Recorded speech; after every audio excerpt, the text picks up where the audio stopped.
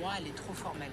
Aujourd'hui, un pâtissier, en tout cas pour moi, j'arrête d'aller dans la précision, pas en général, hein, mais sur le côté de la dégustation, du goût. Alain Ducasse m'a beaucoup appris à me dire Cédric, arrête de faire ton pâtissier. C'est une phrase qui revient régulièrement avec lui et à un moment, j'ai compris. Le pâtissier, c'est ça plus ça plus ça, c'est égal ça.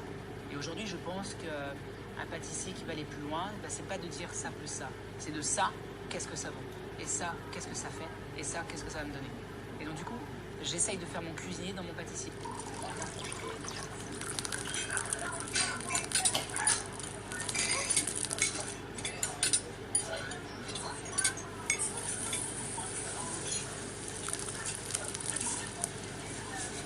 Mes parents m'ont dit, Cédric, on en a marre d'école, si tu n'apprends pas l'école, ils ont été très durs avec moi, ils m'ont dit tu vas rater ta vie. Et c'est très important que tu apprennes l'école pour réussir ta vie, ils m'ont toujours dit. Et moi, j'aurais dit, mais moi, j'ai vraiment envie d'être avec mon grand-père qui a un hôtel-restaurant, qui avait un hôtel-restaurant. Et j'avais envie de travailler avec mon grand-père. Et ce grand-père, il faisait peur un peu à toute la famille, quelqu'un de très dur, très ferme, qui parlait pas beaucoup, un peu timide, le cuisinier, très, très strict. Et j'avais envie d'apprendre avec lui, avec mon grand-père. Et l'été, je m'en souviens, au mois d'août, j'étais avec lui, j'avais même pas 10 ans, 9-10 ans. Et l'idée était que je travaille avec mon grand-père. Je faisais vraiment des petites choses dans la cuisine. Et en échange, il me donnait quelques petites pièces pour aller faire du manège qui était en face de l'hôtel. Et grâce à ça, en fait, je me rendais compte que le fait que je travaille, j'arrivais à avoir un peu d'argent. Donc c'est venu automatiquement. Et un jour, j'ai découvert une machine beaucoup plus haute que moi. Et ça faisait une grande hélice. Elle tournait. Et je dis à mon grand-père, mais c'est quoi? Et en fait, c'était une turbine à glace à l'ancienne qui tournait sur le haut. Et j'ai demandé à mon grand-père, mais j'ai dit, une machine à glace, ça veut dire qu'on appuie sur un bouton, il y a la glace qui sort. Il me dit non, il m'explique. Et il me dit, tu vas goûter. Et je m'en souviens, ça a été important pour moi, indirectement, bien entendu. C'est que j'ai mis le doigt dans la glace et je n'ai pas réussi à la faire tenir dans mes doigts. En fait, la température de mon corps et la température de la glace, à cet âge-là, je n'ai pas compris cet effet. Je l'ai prise et elle a fondu directement. Et je m'en souviens, c'était une glace à la vanille. J'avais l'impression d'avoir ces petites points de vanille dans la bouche, mais j'avais à peine 10 ans. Et je me suis dit, je veux en faire mon métier. Je me suis dit, j'ai envie de faire des gâteaux. Et donc du coup, j'ai dit à mes parents, je veux du matériel, je veux faire des gâteaux. Et j'ai commencé à faire 2-3 gâteaux à la maison et après ça a démarré, quoi. Comment définir un pâtissier à part, pas à part, un cuisinier, un pâtissier, un serveur. Pour moi, c'est un environnement de travail qui est identique. On travaille au bout du compte pour un client. Donc, avant de les différencier, pour moi, je ferais vraiment les rassembler. Parce que je trouve que sans un chef de cuisine, sans un directeur de salle, sans un chef sommelier, sans un chef pâtissier, toute cette harmonie pour dresser cette table au bout du compte, elle ne marche pas. On est sur un état d'esprit qui est différent. Pour être franc, les pâtissiers vont être beaucoup plus calmes qu'un cuisinier. Ça, je pense que c'est pas une news, tout le monde le sait. En pâtisserie, c'est beaucoup plus fluide, beaucoup plus calme. En cuisine, ça marche par pression, ce qui est normal parce qu'ils ont quand même l'entrée, le plat, ils ont beaucoup de chaud, la température. Nous, les desserts, on va prendre le temps en amont de les faire, de les réfléchir. Et quand on arrive sur le dressage, on a plus de recul. Je suis arrivé chez Fauchon, j'ai tapé des macarons pendant 1 an. J'ai fait des plaques de macarons toute la journée pendant 1 an. Et à aucun moment dans mon parcours avant, je me suis dit, mais c'est vrai que tu vas taper des macarons pendant 1 an. Pour moi, c'était aller chercher la finesse. Et j'en ai pris cher pour moi, pour ma personnalité. Je me suis senti moins bon que les autres. Pour moi, la boutique, c'est du management. C'est des choses qui sont carrées, faites et elles sont montées. On est presque sûr à certains, à 10 heures, c'est fini. Et j'avais besoin aller chercher le goût. Et pour moi, c'était d'aller en cuisine. Et on parlait tout à l'heure cuisinier, pâtissier. Et on travaille dans un environnement. Et pour moi, un pâtissier boutique et un pâtissier restaurateur, là, on est complètement sur deux mondes différents. Autant que le cuisinier et le pâtissier qui travaillent dans un restaurant ont le même fonction de travail que ces deux métiers-là, du pâtissier, de la boutique, et quand je suis arrivé en restaurant, j'ai pris cher. Pour être vraiment franc avec vous, pendant ces 1 an, tous les jours, je me suis dit, je vais partir. J'en pouvais plus. J'ai vraiment... j'ai l'impression d'être noyé. En plus, j'étais sous-chef. J'avais toute une structure complètement différente de ce que j'ai avant. J'avais construit 5-6 ans chez Fauchon, donc j'avais construit quelque chose, les gens me faisaient confiance. Je suis arrivé là, je me suis dit, personne ne me faisait confiance, tout le monde me mettait de côté, le sel, je mangeais tout seul. Ça a été vraiment pas sympa. Hein. Je suis arrivé, ça a été... Et en fait, il y a une chose qui m'a fait retenir, c'est le goût. C'est juste ça. Aller à une chose que je ne connais pas. Je suis très attiré par les choses que je ne connais pas. Et les odeurs. Chez Fauchon, je n'ai jamais eu d'odeur. Ça paraît peut-être bizarre, mais d'éplucher une pomme, de la rôtir, de la cuire, de la façonner, de faire quelque chose avec, j'ai jamais fait chez Fauchon. J'ai monté des gâteaux chez Fauchon, mais je me suis jamais adapté à la saison. Ici, j'allais en cuisine, il coupait des choses, il y avait des odeurs qui ressortaient, le pâtissier, il confit. Et une chose qui m'a choqué, c'est de cuire les rhubarbes en croûte de sucre. Et j'ai vu ça, Camille Le Sec m'a fait voir ça. Je me suis dit, mais qu'est-ce que je fous là? Je me suis dit, mais comment? Déjà, moi, je ne savais pas ce que c'était le rhubarbe chez Fauchon. La rhubarbe, je la recevais, elle était déjà prête à l'emploi parce que nous, on avait des très grosses quantités. Donc, il fallait adapter tout ça. C'est ma troisième marche, vraiment. Je suis allé à Fauchon, quand je suis arrivé. Il y a la deuxième à la restauration et il y a la troisième à la Ducasse. Il a serré les vis. Et il m'a structuré. Pour être franc, j'étais chef pâtissier au Meurice, ça marchait bien, j'étais un peu libre. Et à cet âge-là, on peut vite prendre la grosse tête. Et pour moi, aujourd'hui, c'est très important de ne pas la prendre et de rester soi-même. Et Alain Ducasse a su me donner ça. Me dire, Cédric, tu vas faire ce que je te dis, tu vas aller à l'essentiel. Tu vas aller faire des vrais gâteaux. Je dis, c'est bon, il me raconte, je vais faire des vrais gâteaux. Moi, je sais faire des gâteaux. Mais non, je ne savais pas faire des gâteaux. Aujourd'hui, de faire des gâteaux, des bons gâteaux, c'est notre métier. C'est pas plus simple que ça d'aller à faire un gâteau bon. Mais ce qui m'a pris, c'est d'avoir ce côté audace et de faire ce côté choix de la matière première. Et ça, je ne savais pas choisir mes matières premières. Je ne savais pas qu'on pouvait choisir mes matières premières. Et Alain Ducasse a su me dire, Cédric, tu vas m'enlever tout ça qui ne sert à rien et tu vas me mettre des choses qui servent à quelque chose dans ton dessert. Et tu vas aller vraiment à l'essentiel du goût. Aller à l'origine du goût. Et ça, pas beaucoup de pâtissiers le savent.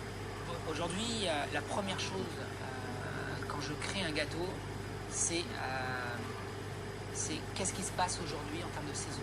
Qu'est-ce que j'ai autour de moi de bon. Jamais je vais te faire un gâteau avant d'avoir goûté les matières premières. Ça veut dire que mes fournisseurs me livrent certaines choses tous les mois. Je goûte nature, sans rajout, sans rien. Et une fois que j'ai choisi quelque chose qui est bon et qui est prêt à l'emploi, je en fais un dessert. Ça veut dire que j'ai une structure de dessert, un éclair, Saint-Honoré, Paris-Brest, des fruits sculptés, des gâteaux, des millefeuilles, des choses très simples à la madeleine, des choses très très simples. Et ces structures, je les garde, je les respecte. Je les ai fait évoluer depuis 6 ans que je suis au Meurice. Et aujourd'hui, mon travail est d'aller dans la performance du goût. Ça veut dire que quand je crée un dessert, avant, j'avais une dizaine de recettes. Ça donne un dessert. Aujourd'hui, j'en ai plus que 3. Et j'ai enlevé toutes ces choses pour aller directement droit au but. Ça veut dire que là, par exemple, mes éclairs, avant, j'avais 3 garnitures à l'intérieur avec un glaçage, avec plein de trucs dessus. J'ai tout enlevé.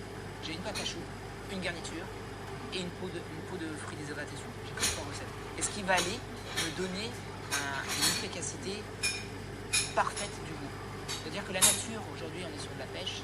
La pêche, qu'est-ce qu'elle fait? Je la décroche de l'arbre, je la coupe, je la mange. Elle m'a donné ça.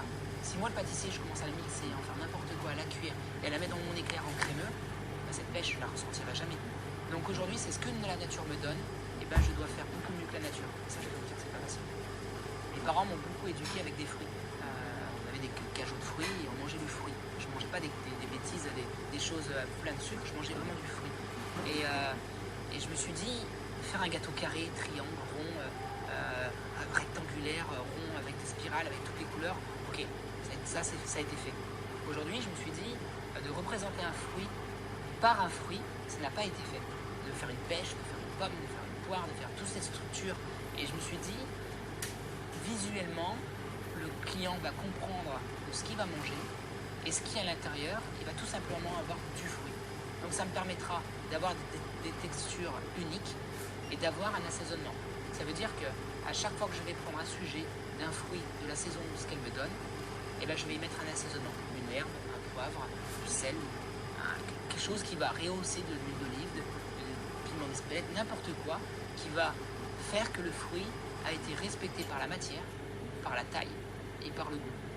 Je vais faire travailler mes adjoints sur un composant, ça veut dire un sujet que je vais choisir, et je vais leur dire, je veux réaliser cette peau de citron par exemple. Ils me disent, mais comment on fait? Ok, ben moi j'ai cette technique-là, mais je vais te laisser libre. Ça veut dire que je ne vais pas lui dire comment je fais, je vais te laisser faire. Et tous ces essais qu'ils vont faire, ils vont me faire développer certaines choses que je n'ai pas pensées. Et ce qui me permet d'avoir un recul et un état d'esprit beaucoup plus ouvert, et ne pas être le nez dans le guidon, et de faire évoluer ma pâtisserie beaucoup plus vite. Et une amie me dit, mais Cyril, pourquoi tu ne te mets pas sur Instagram? Je ne suis pas du tout réseaux sociaux, j'avais envie de me concentrer dans ma carrière, et les réseaux sociaux pour moi, ils n'avaient aucun sens. Et elle m'a inscrit, c'est elle qui a pris mon téléphone et qui m'a inscrit sur Instagram. Je lui ai dit, mais qu'est-ce que tu fais? Elle m'a posté une photo. Je lui ai dit, mais ça sert à quoi? À quoi ça sert? Elle me dit, tu verras, poste de temps en temps des photos. Pendant un an, j'ai posté 10 photos, et petit à petit, j'ai vu que les gens commençaient à aimer ce que je fais. Et je passais tellement de temps dans ce laboratoire que la seule façon de me faire connaître, en fin de compte, c'était Instagram ou Facebook. Et petit à petit, ça commence à accrocher. 1000, 2000, je me suis 2000 abonnés, waouh, qu'est-ce qui se passe? J'ai 2000 personnes qui me suivent. Après, c'est le 10K. Alors ça, c'est avec le K, quand on voit le K à côté, je me suis dit, mais c'est incroyable. Et je me suis prêté au jeu. Et c'est vrai, c'est un vrai sujet de travail. C'est un objet de travail que j'utilise régulièrement parce que je vois que les gens ont l'intérêt à ce que je propose sur cet Instagram et viennent découvrir mes pâtisseries et me demandent au Meurice pour mon Instagram. En fait, quand je poste une photo, déjà j'ai réfléchi longuement, je ne vais pas poster ça n'importe comment et je vais prendre mon temps à les poster et je regarde les commentaires. Des fois c'est un peu trop donc j'arrive pas à les regarder tous, des fois il y a des milliers de commentaires, mais j'essaye de voir les réactions des gens parce que il y a de tout, il ne faut pas tout prendre en compte bien entendu, mais une moyenne, et je pense que c'est les clients qui viennent. Parce que à chaque fois que je vais en salle et que j'écoute les clients, ils me disent tout le temps, à 100%, je vous suis sur Instagram, je vous suis sur Instagram, je suis venu pour votre Instagram. Donc ça veut dire que c'est des clients qui sont prêts à dépenser pour venir manger vos pâtisseries qu'ils ont vues sur Instagram. Donc les commentaires qu'ils vont mettre, ils ne seront pas anodins. J'ai pas beaucoup d'amis, un des vrais amis, j'en ai 2-3, qui m'ont fait tenir les pieds sur terre parce qu'il y a un moment, c'est vrai, je me suis pas rendu compte, mais ça va vite. Et ma compagne aussi qui a su me faire comprendre qu'il y a assez de rigoler au travail, mais à la maison, t'es rien du tout, tu vas rester toi-même. Et d'avoir une femme de caractère à côté de soi, ça permet de rester soi-même. J'en ai parlé à Alain Ducasse et je lui ai dit que j'étais de plus en plus sollicité d'aller faire le tour du monde. Il m'a dit, je pense que tu es prêt. Aujourd'hui, tu es quelqu'un de raisonnable, tu fais tenir le Meurice, tout se passe bien, et c'est ta prochaine étape. Parce que de rester à Paris, en France, et de rester à soi ici, c'est très bien. Mais une fois que c'est fondé, que c'est fait, il faut aller avoir une ouverture d'esprit à l'extérieur pour revenir et rebondir. Et de faire ces masterclass, je fais énormément de pays, et on me contacte, on me demande d'intervenir dans les plus belles écoles du monde pour faire de la masterclass sur des cinquantaines de personnes pendant 1 semaine, 2 semaines, 3 semaines, et de faire ma pâtisserie. Les gens se déplacent pour me voir travailler pendant 1 semaine. Et ça me remet en question en fait. Ils vont chacun me poser une question différente. Et cette question n'est jamais bête. Je la garde et je me dis, non, il n'y a pas tort, pourquoi j'ai mis ça là-dedans? Et ça, je ne m'en rendais pas compte. Parce que nous, on est dans notre moulin, on est dans notre vie, on va à fond et on ne se rend pas compte de ce qu'on fait. Et cette question qu'il a dans le public, qui m'a posée, pourquoi ce glucose est là-dedans mais pas là-dedans? Pourquoi autant de quantité là-dedans mais pas là-dedans? Et bien cette chose me permet à chaque fois que je rentre d'un pays, je reviens, mes gars à Paris le savent. Je reviens et je change. Je fais changer à chaque fois plein de choses. Et ça me donne un regard sur ma pâtisserie que j'ai créée, non seulement sur la France, mais sur le monde entier. Et chaque culture est différente, et chaque personne va réagir différemment, et ça me permet de voir qu'est-ce qu'elle vaut ma pâtisserie hors territoire. Et de voir des gens comme Christophe Adam ou Pierre Armé ou Christophe Michelak, ils ont monté ont monté une philosophie chez eux. Ils ont construit quelque chose. Et ça, j'aime beaucoup le mot construction. Ils ont construit pas seulement des gâteaux, ils ont fait des gâteaux. Maintenant, ils ont construit un empire. Ils ont construit une marque dans le monde entier. Ils sont sollicités pas. Moi, je suis avec le Meurice. Je travaille avec le Meurice. Je travaille avec Alain Ducasse. Je suis Cédric Rollet avec le Meurice Alain Ducasse. Aujourd'hui, je fais des gâteaux. Ok. Mais je me dis que j'arrive. Je leur dis juste j'arrive.